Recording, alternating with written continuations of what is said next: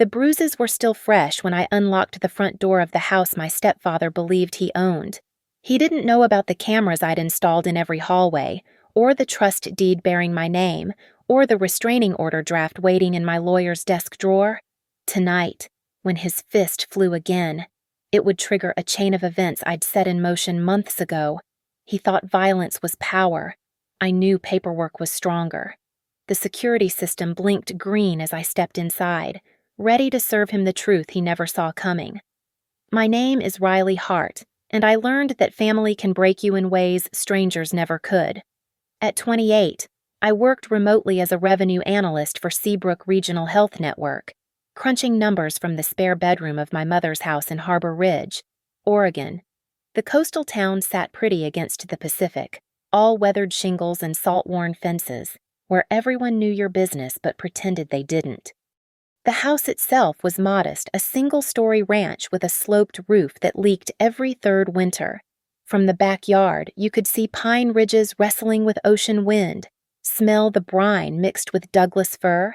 I'd grown up here, watched my mother Lori struggle through my father's death when I was 12, watched her rebuild, then watched her crumble again when Darren Cole swept in 5 years ago with his contractor's hands and promises of stability. My birthday fell on a Tuesday that year, March 15th. I'd bought a small cake from the bakery downtown, vanilla with buttercream roses, set it on the kitchen counter next to the stack of medical billing reports I was auditing. Lori had forgotten, which stung but didn't surprise me. She'd been forgetting things since Darren moved in my accomplishments, my contributions, sometimes even my presence. "What's this?" Darren's voice cut through my spreadsheet concentration around 6:30 p.m. He stood in the doorway, work boots tracking mud despite the mat I'd bought. "It's my birthday," I said, not looking up from my laptop. He snorted. "Must be nice, having money for fancy cakes while the rest of us work real jobs." I could have mentioned the $800 I'd transferred to Mom's account that morning for the water heater repair, or the groceries I'd bought yesterday, or the property tax I'd quietly paid last month when I found the overdue notice buried under Darren's beer cans. Instead, I kept typing. "Riley's job is real," Lori offered weakly from the living room, but her defense dissolved when Darren turned his glare her way. "Sitting at a computer ain't work," he said. "Parasites, that's what her generation is. Living off others, contributing nothing."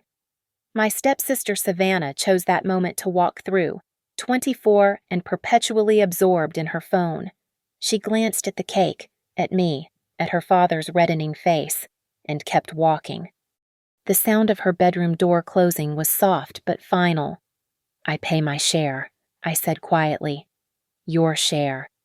Darren stepped closer, bringing the smell of cigarettes and cheap beer. "This is my house. You're a guest here, a leech." "Darren, please," Lori said, appearing in the doorway. She'd lost weight recently, her cardigan hanging loose on shoulders that seemed to curve inward, away from conflict. "Don't please me. Your daughter needs to learn respect." He grabbed the cake, studied it with theatrical disgust. "Waste of money." What happened next happened fast. I stood up, reaching for the cake, my birthday, my small attempt at normalcy. Darren's hand shot out, caught my wrist, twisted. The laptop clattered off the table. Then came the shove, hard enough to send me stumbling against the refrigerator. The slap followed, sharp and shocking, leaving my left ear ringing. "Darren." Lori's cry was more surprise than condemnation. "She provoked me," he said, already rewriting history. "You saw her get aggressive." I held my cheek, tasting copper where my teeth had cut the inside of my mouth. Savannah's door remained closed. Lori's hands fluttered between us like dying moths, settling on nothing. "Riley, honey, you shouldn't provoke him," she whispered. "You know how he gets when he's tired from work." That night, I packed methodically. Laptop, external drive, the documents I'd been unconsciously collecting, bank statements, receipts, proof of my financial contributions. I waited until 2:15 a mile aim, when Darren's snoring shook the thin walls, then slipped out through the back door. The Motel 6 off Highway 101 became my temporary refuge. I sat on the scratchy comforter, face still throbbing, and opened my laptop. Not to work, to research Oregon property law, domestic violence statutes, trust structures, restraining orders. By dawn, I had 23 browser tabs open and a legal pad filled with notes. The revelation came on page 47 of the county assessor's website. The house was in Lori's name only. Darren Cole appeared nowhere on the deed. He'd moved into her house, controlled her money, terrorized her daughter, but legally, he was nothing but an occupant. I smiled for the first time since the slap, and it hurt, but it was worth it. He thought he owned everything. He was wrong, and I was going to prove it to him in the language he'd never bothered to learn, the cold, precise vocabulary of property law. The Motel 6 became my war room for 3 weeks. Each morning at 5:45 I'd review my bank statements while drinking terrible coffee from the lobby. $62,000 in savings years of living below my means, avoiding the lifestyle inflation my coworkers embraced. Every declined happy hour, every packed lunch, every generic brand purchase had built this war chest. My first move was education.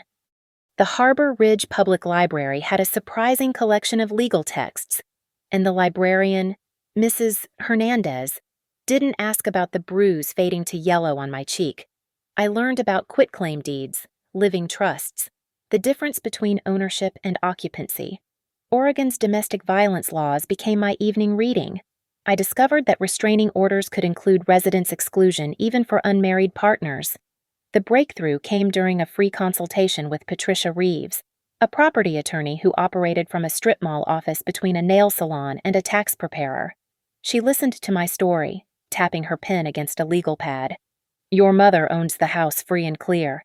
she asked. "Yes, inherited from my grandmother. Darren's name appears nowhere." "And you want to what? Force him out?" "I want to protect my mother, and myself, legally." Patricia leaned back, studying me. "There's a way, but it requires your mother's cooperation, at least initially." The plan she outlined was elegant in its simplicity. Create a living trust with my mother as the beneficiary and me as the trustee. Transfer the house into the trust. Technically, Mom would still benefit from the property. She could live there for life, but I would control all decisions about occupancy, improvements, and management. "But will she agree?" Patricia asked. "If I frame it right," I said, thinking of my mother's perpetual financial anxiety, her fear of losing the house to medical debt or lawsuits. "She doesn't understand money. Darren handles everything, controls everything. If I present this as protection..." 2 days later, I called Lori from a burner phone, careful to time it during Darren's shift at the construction site. "Mom, I want to help with the house financing.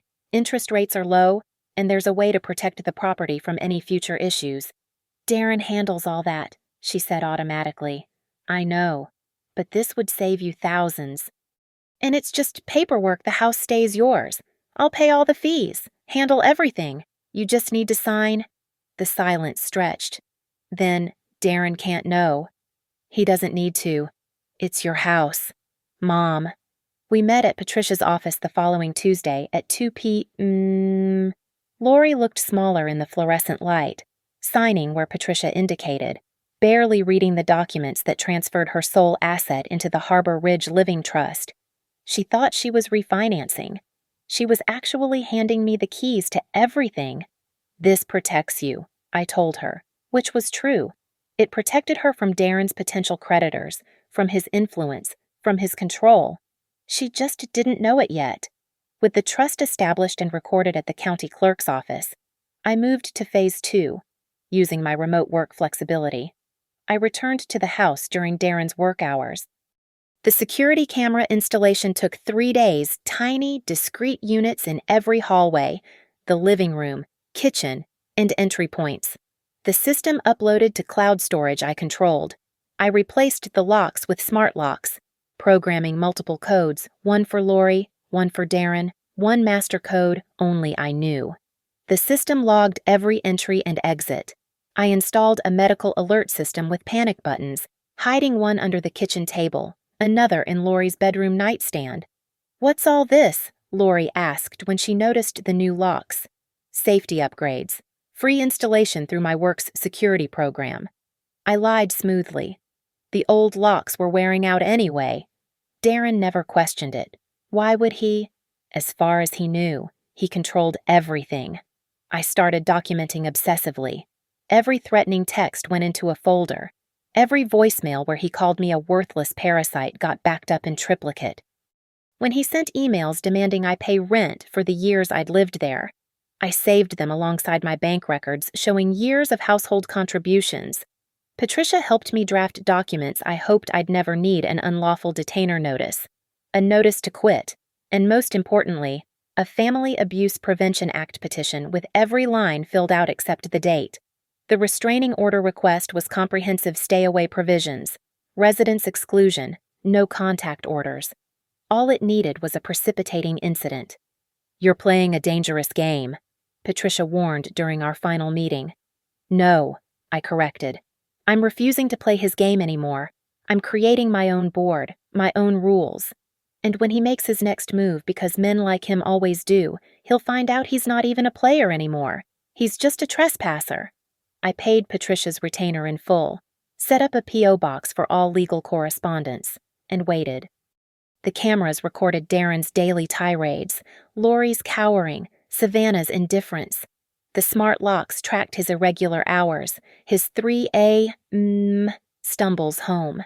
The medical alert system remained silent, unused but ready. Every night in my motel room, I reviewed the footage, refined the documents, and prepared. The house was no longer his castle.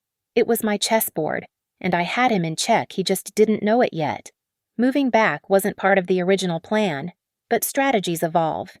After 6 weeks at the motel, I calculated that maintaining distance might actually weaken my position. I needed to be present, visible, establishing my rightful place in the property I now technically controlled. "You're back," Darren said when I appeared at the door on a Thursday evening, 2 suitcases in hand. His tone mixed surprise with disappointment. "I live here," I said simply, entering without asking permission.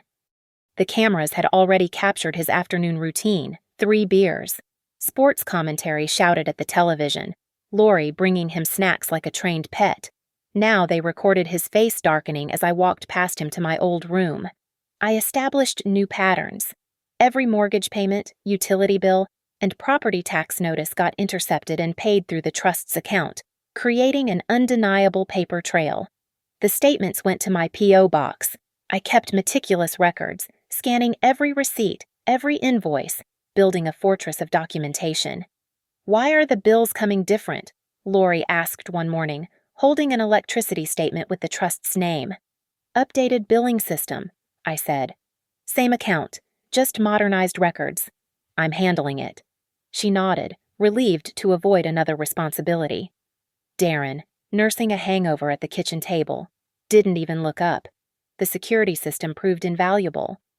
I watched him rifle through my room when I was at a coffee shop working, saw him attempt to access my laptop, fail at the password, then slam it against my desk. The crack in the screen was evidence. The footage was proof.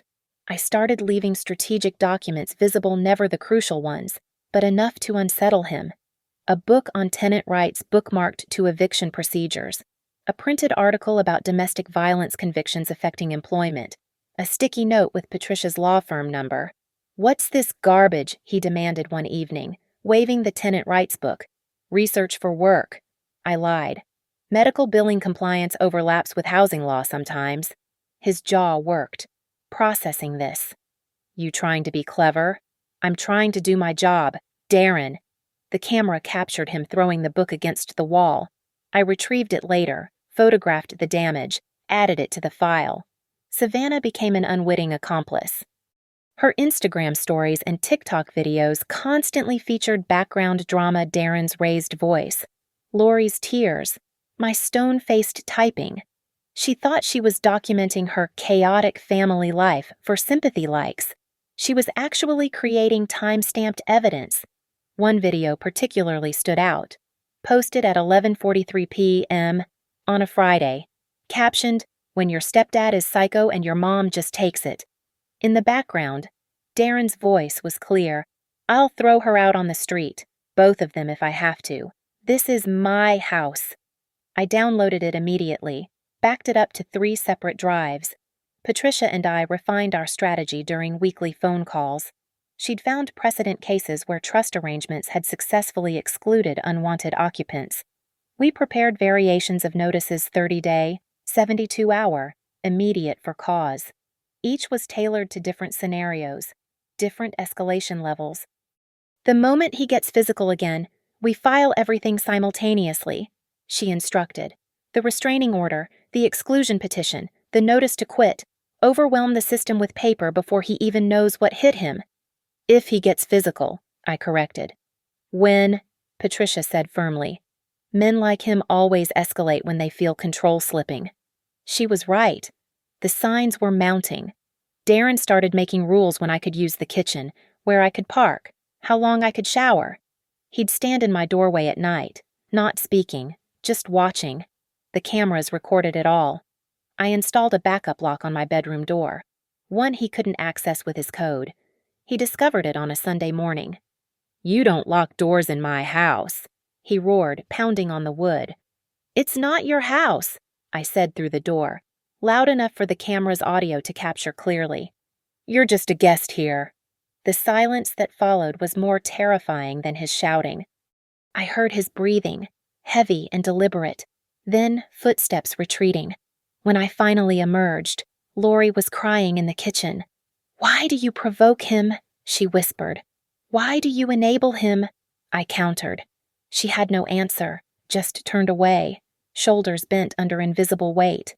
I updated my preparations, contacted a locksmith about emergency service availability, researched which judges were on duty for emergency protective orders each night of the week, memorized the non-emergency police line and programmed it into speed dial, placed a go bag in my car with copies of all crucial documents, spare hard drives with the security footage, and enough cash for a week.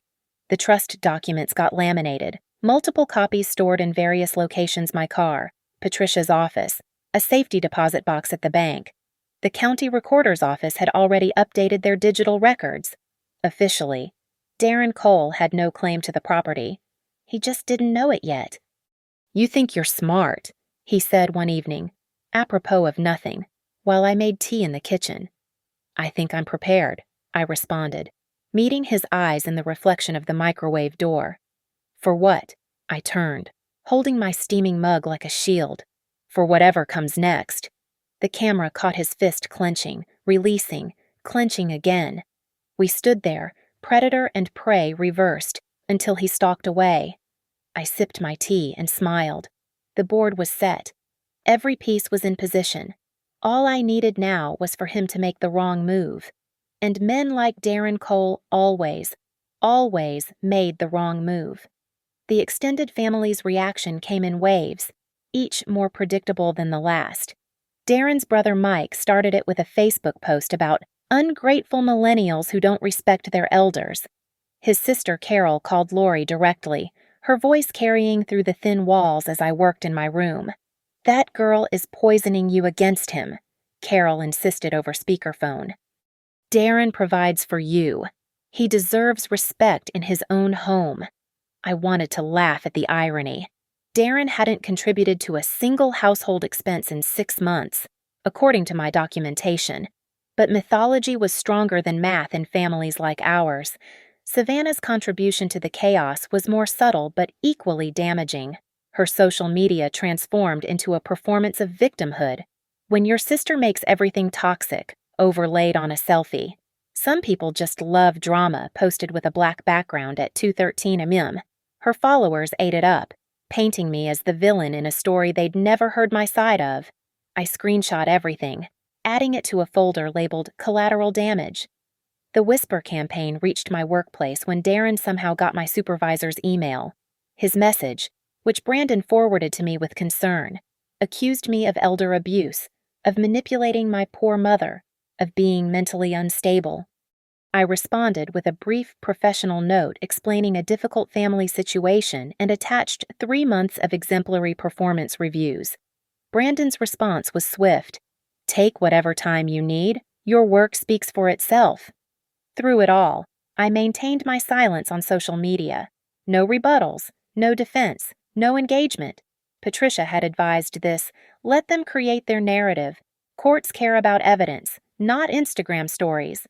The pressure intensified at home. Darren started having his drinking buddies over more frequently, filling the house with cigarette smoke and aggressive laughter. They'd make comments when I passed, "There's the princess."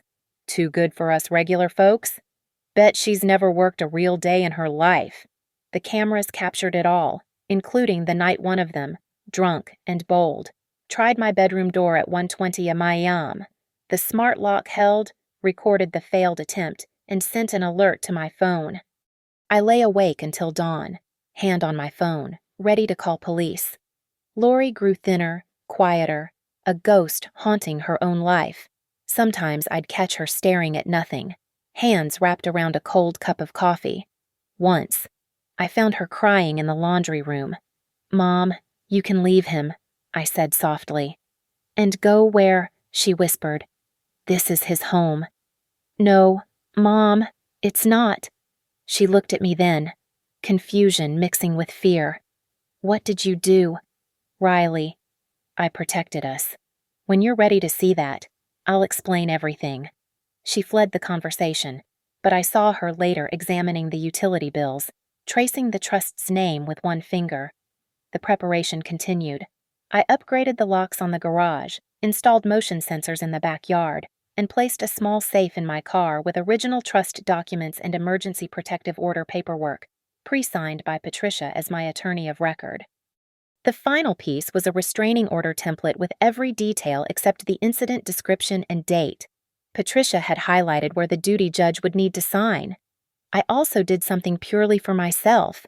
I bought a leather armchair from an estate sale, burgundy and worn soft with age.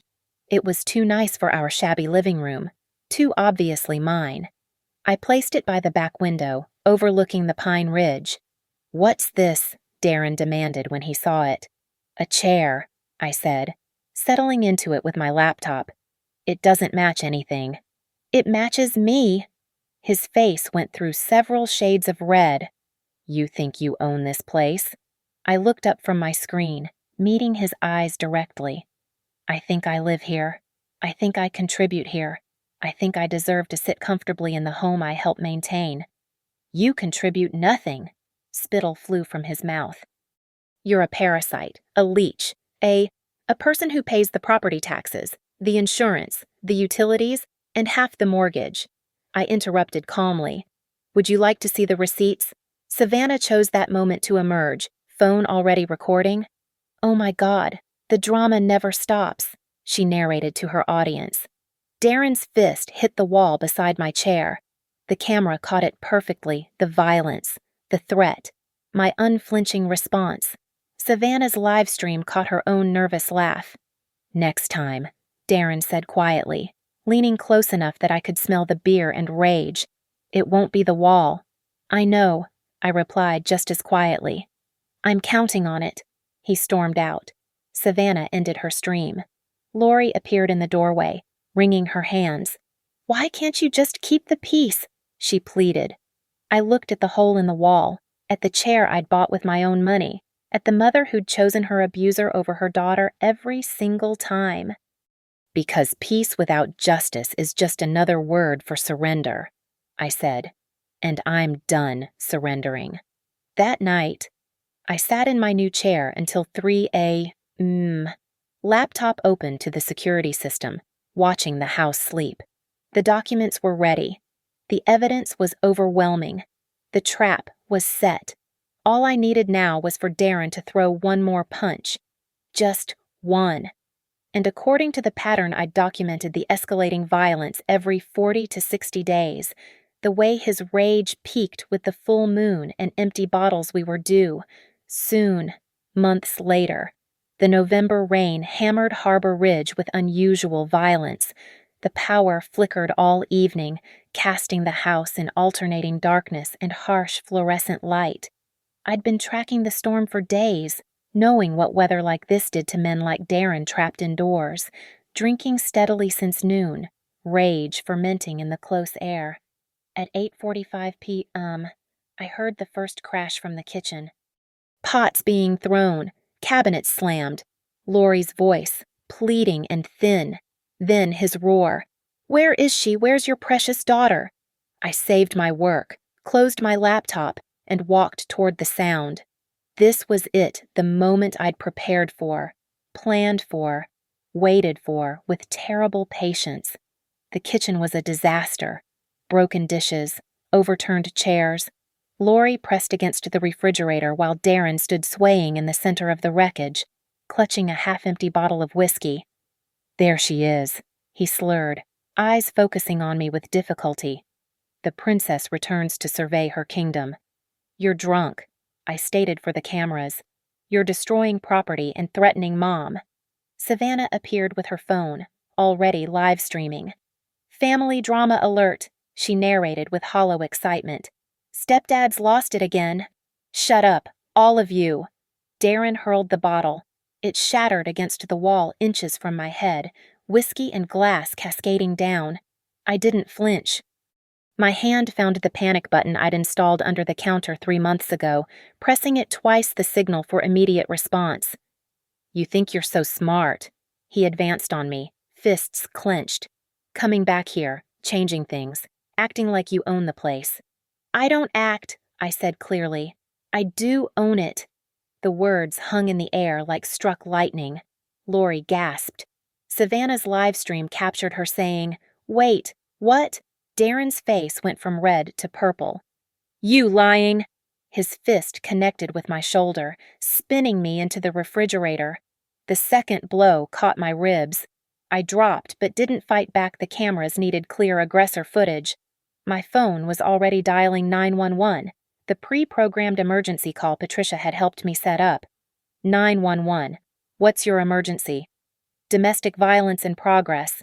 I gasped loud enough for everyone to hear. 572 Ocean View Drive. He's attacking me. Darren Cole is attacking me. Darren grabbed for my phone, but I rolled away, curling protectively around it while the operator's voice continued, asking questions, confirming units were en route. "You called the cops." He was incredulous, then enraged. "On me, in my house." I stood slowly, painfully, pulling the manila envelope from where I'd hidden it behind the microwave that morning. With shaking but determined hands, I held it out to him. "Not your house," I said. He snatched the envelope, tearing it open.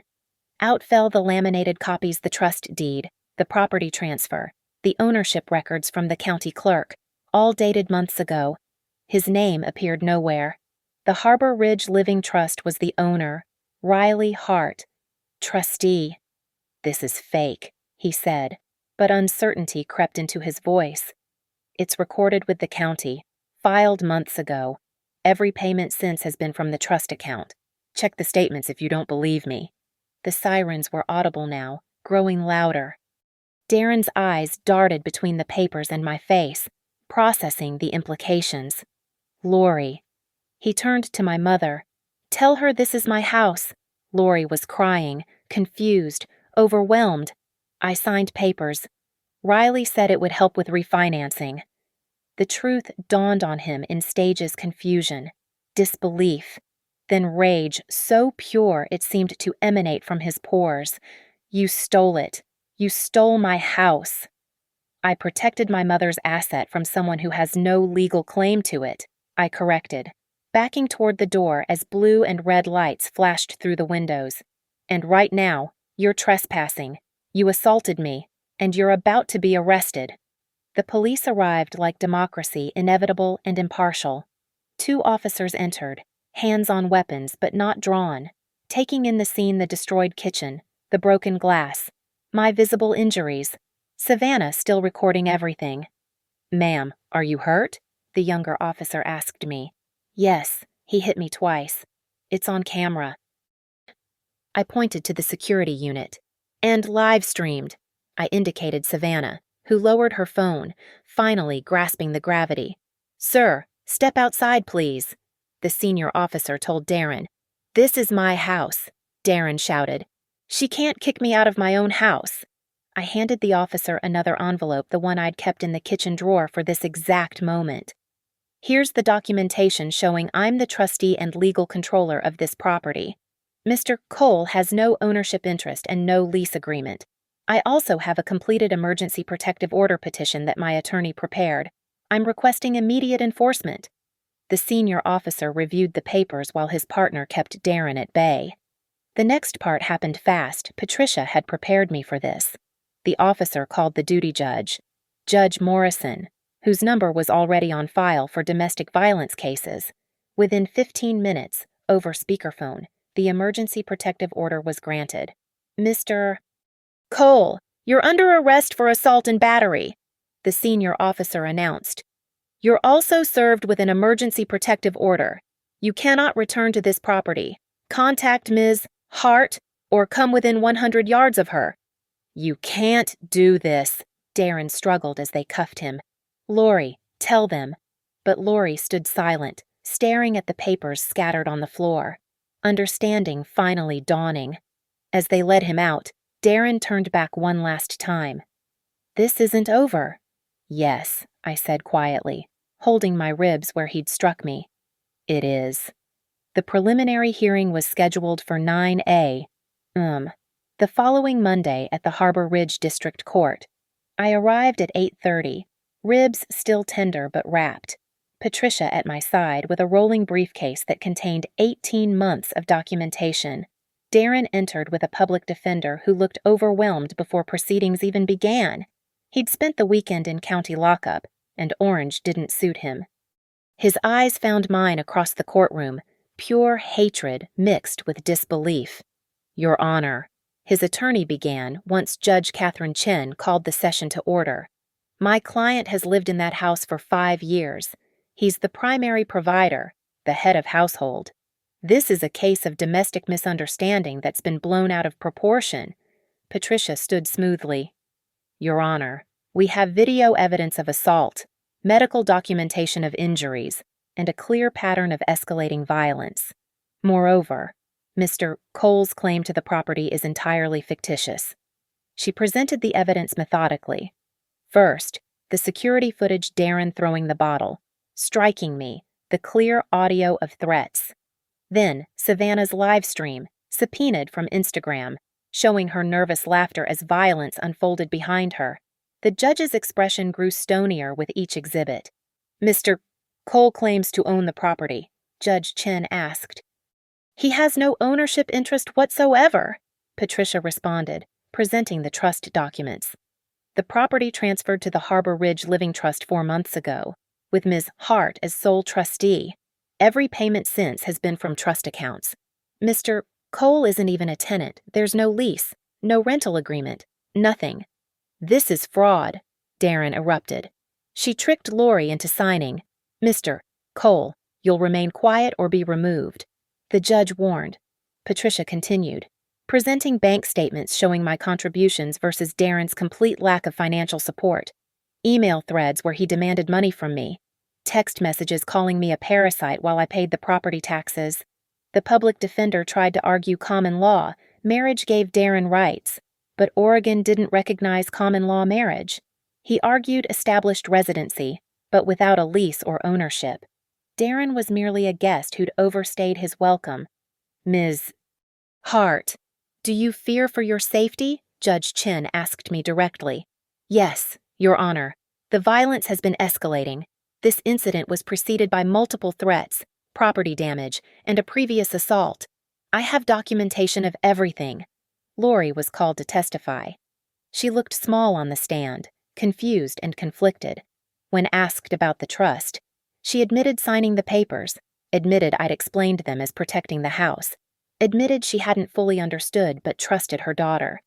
Did Mr. Cole ever pay the mortgage? Patricia asked. No, Lori whispered. Property taxes? No. Insurance, utilities, repairs? No. Riley handled those things. And the assault you witnessed was that the first time Mr. Cole struck your daughter. Lori's silence was damning. Finally, no. The judge had heard enough. The temporary restraining order was converted to a 1-year order with possibility of extension. Darren was prohibited from the property, from contact with me, from coming within 500 feet. He was ordered to attend anger management and pay restitution for damages. But, Your Honor, where will my client live? The public defender pleaded. That's not Ms. Hart's concern, nor this court's. Judge Chin responded. Mr. Cole should have considered that before assaulting the legal controller of the property where he was a guest. Outside the courthouse, Darren's family had gathered. Carol screamed that I was a manipulative witch. Mike threatened to expose the truth on social media. But their rage bounced off me like rain. I had won with facts, not fury. Savannah waited by my car, looking uncomfortable. The live stream, she started. They made me give them everything, even the deleted ones. I know, I said. There's stuff on there. Me laughing when he'd go off. Me making jokes about it. She couldn't meet my eyes. I look like a monster. You look like someone who normalized abuse to survive it, I said. The difference between us is I decided to stop accepting it. She nodded, understanding maybe for the first time that her father's house of cards hadn't been brought down by me. I'd simply stopped pretending it was stable. That evening, I met the locksmith at the house. Every lock was changed, rekeyed to a master system only I controlled. The smart locks were reprogrammed, Darren's codes deleted from existence. Patricia had recommended documenting everything, so I photographed each step. Lori sat in the kitchen, surrounded by the papers she'd finally read. You took my house, she said, but without accusation, more like someone stating a weather fact. I protected it. You still live here. You'll always have a home here. But Darren will never hurt us in this house again. He has nowhere to go. He has brothers, sisters, drinking buddies who thought he was such a great guy. Let them house him. She was quiet for a long moment. The trust. Can it be undone? Yes, I admitted. You could challenge it, claim coercion or misunderstanding. You'd probably win. But then Darren could come back. Yes.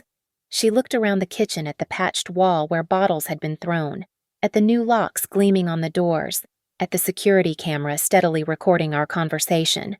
I won't challenge it, she said finally. I'm tired of being afraid in my own home. I pulled out a new key, silver and unused, and placed it in her palm. Then welcome home, Mom, your actual home, where you're safe. The violation came 17 days later, at 11:40 p.m., on a Thursday. I was reviewing quarterly reports in my leather chair when the security system sent an alert motion detected at the back gate. The camera showed Darren with 2 men I recognized as his drinking buddies, Troy and Marcus. I moved quickly but calmly. Phone in hand. Patricia's after-hours number already dialing. She answered on the second ring. He's here. I said simply. Don't engage. I'm calling police. Stay visible on camera. I activated every interior light and stood in the living room where 3 cameras had clear angles. Through the window, I watched them work on the back door. Troy holding a phone flashlight while Darren fumbled with what looked like old keys. The smart lock held, beeping its rejection of each attempt. Darren's frustration grew audible. She changed them. The bitch changed everything. Just break it, Marcus suggested. No, Troy said, apparently the smartest of the 3. That's breaking and entering. You said you lived here, man. I do live here. Darren's voice carried across the yard. I opened the front door but remained behind the security screen, making sure the camera captured everything. You're violating a restraining order, Darren. The police are already on their way. He came around to the side of the house, his friends trailing uncertainly. This is my house. No, it's not. I held up my phone, showing I was recording. You're trespassing on property owned by the Harbor Ridge Living Trust. You're violating a court order, and you're about to be arrested. You manipulative! He charged the front porch. I stepped back, letting the screen door lock catch his assault. He yanked on it, rattling the frame. Troy and Marcus had backed away, realizing they'd been lied to. "Dude, you said she was squatting." Troy called out. "You said you owned this place." "I do." Darren spun to face them. "She stole it." "The court says otherwise," I said loudly, clearly, ensuring both my phone and the security system captured every word.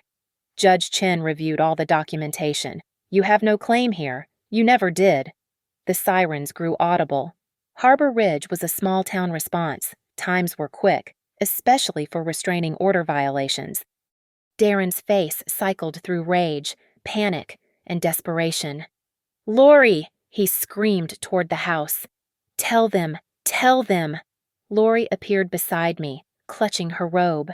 She looked at the man she'd let control her life for 5 years, seeing him perhaps for the first time not a provider, not a protector, just an angry man demanding entry to a house he'd never owned. "Go away, Darren," she said quietly.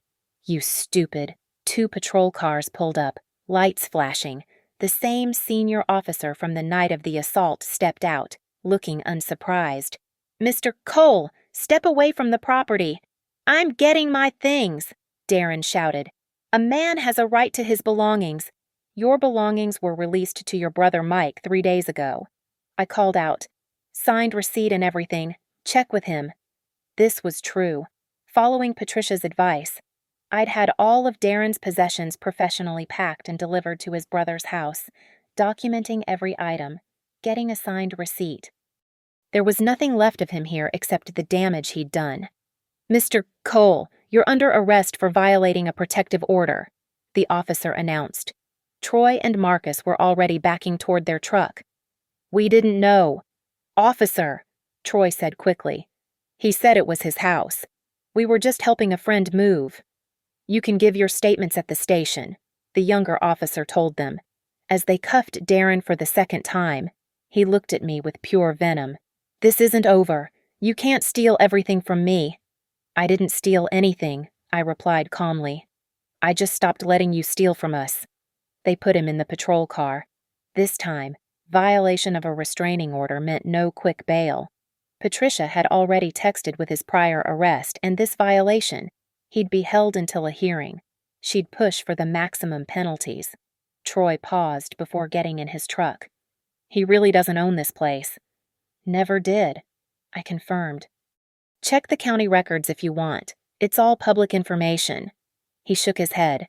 "Man talked about this house like he built it himself." "He's good at talking," I said. "Just not at paperwork." After everyone left, Lori and I stood in the doorway, looking out at the empty street. "Will he come back again?" she asked. "Probably not. 2 violations means jail time, real jail time. And when he gets out, any further violation becomes a felony. Even Darren's not that stupid." "I should have seen it," she said softly. "What he was." "You saw what you needed to see to survive," I replied. "Now you can see the truth." We went inside. I reset the security system, checked all the locks, and made us both tea. We sat at the kitchen table, the same one where this had all started with a birthday cake and violence. "The trust," Lori said suddenly. "You could have just taken the house. Legally, I mean, but you made me the beneficiary." "You're my mother," I said simply. "This is your home. I just made sure it stays that way." She reached across the table and squeezed my hand, the first real affection she'd shown in months. "Thank you," she whispered. "You're welcome," I replied, squeezing back. The house settled around us, peaceful for the first time in 5 years. No more walking on eggshells, no more violence bubbling under the surface. Just a mother and daughter, drinking tea in their kitchen, in their home, where they were finally safe. The rain had returned to Harbor Ridge, but tonight it felt different, cleansing rather than oppressive. I pulled my leather chair onto the covered porch, watching the drops create rivers on the glass table I'd bought that morning. The house was quiet except for the sound of water meeting earth. 3 weeks had passed since Darren's second arrest. The judge hadn't been lenient 6 months in county. 2 years probation, mandatory anger management, and a permanent restraining order. Patricia had called it a complete victory. I called it justice served with proper documentation. The doorbell chimed at 7:15 p.m. Through the new video intercom, I saw Savannah standing in the rain, no umbrella, looking lost. "Can I come in?" she asked when I opened the door. I stepped aside. She entered hesitantly, like she wasn't sure she belonged here anymore. Maybe she didn't. "Dad's staying with Uncle Mike when he gets out," she said, water dripping from her jacket. "Mike says you destroyed our family." "Your father destroyed our peace. I just refused to let him destroy our safety." She nodded slowly. "The videos my live streams, they're evidence now. Public record. Everyone's seen them. Everyone knows I laughed while he hurt you. You survived the only way you knew how. By being a coward. By being 24 and trapped between loyalty and truth." I handed her a towel. "That's not cowardice. It's human." She dried her face. Maybe tears mixing with rainwater. "I'm moving to Portland. Got a job at a marketing firm. I need to start over somewhere people don't know me as the girl who live-streamed abuse for likes." "Good for you," I said, meaning it. "Mom's doing better," she offered. She joined a support group, started therapy. "I know." Savannah stood to leave, then paused. "That night, when Dad hit you, you didn't fight back. You could have, but you didn't." "Why?" "Because I'd already won," I said simply. "He just didn't know it yet. Violence is what someone uses when they've run out of options. I had plenty of options. I had preparation. I had the law. I had the truth. Most importantly, I had patience." She left without saying goodbye, but I didn't mind. Some relationships couldn't survive the truth coming to light. That was okay. Later, Lori joined me on the porch, bringing 2 cups of tea, a new ritual we'd developed. She sat in the chair beside mine, both of us facing the rain-soaked pines. "The house feels different," she said. "It's the same house. We're different." "No," she corrected gently. "You're the same. You've always been strong. I'm the one who's different, who's finally learning." We sat in comfortable silence. The security camera above us blinked steadily, not a threat now, just a tool. The smart locks glowed softly, not a barrier, but a boundary. The house around us stood solid, not his castle, not his prison, but our home. "I signed up for classes," Lori announced suddenly. "Online, bookkeeping. Figured I should understand finances since I never bothered learning before." "That's wonderful." "Mom." "Patricia, your lawyer. She gave me some referrals. For my own attorney. Said I should understand my rights, my assets, everything. Said you'd protected me legally, but I needed to protect myself emotionally." Patricia's smart. So is my daughter. At 11:45 p.m., I made my final rounds checking locks, arming the security system, reviewing the cameras. All clear, all quiet, all secure. I paused in the kitchen where it had all started, where that birthday cake had become a catalyst. The wall had been repaired, repainted. No evidence remained of the violence except in backed-up hard drives and court records. My phone buzzed. "Patricia. Final update. Darren tried to file a civil suit. Judge threw it out immediately. No grounds, no standing, no case. It's over. Riley. Completely over." I smiled, typing back. It was over the moment I stopped accepting it. Returning to the porch, I settled into my chair one last time for the night. The rain had stopped, leaving only the sound of drops falling from gutters, trees releasing their burdens. The air smelled like pine and sea salt and freedom. Darren thought power came from fists and fury, from making others small so he could feel big. But real power came from knowing your worth, documenting your truth, and refusing to let anyone rewrite your story. He thought he owned this house because he said so loudly enough, often enough. But ownership isn't about volume or violence. It's about signatures on deeds, names on titles, papers filed with the county. It's about the quiet, persistent work of building something real while others are busy destroying. I picked up the brass key to the front door, my house, my victory. It caught the porch light, gleaming like something precious, because it was.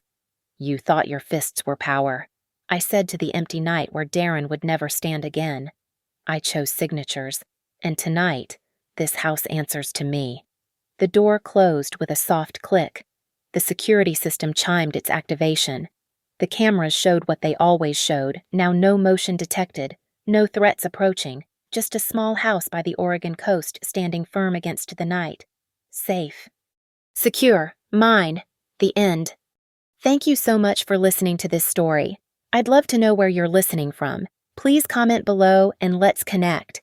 If this story resonated with you, please consider subscribing to the channel and sharing your thoughts. Your experiences and perspectives make this community special.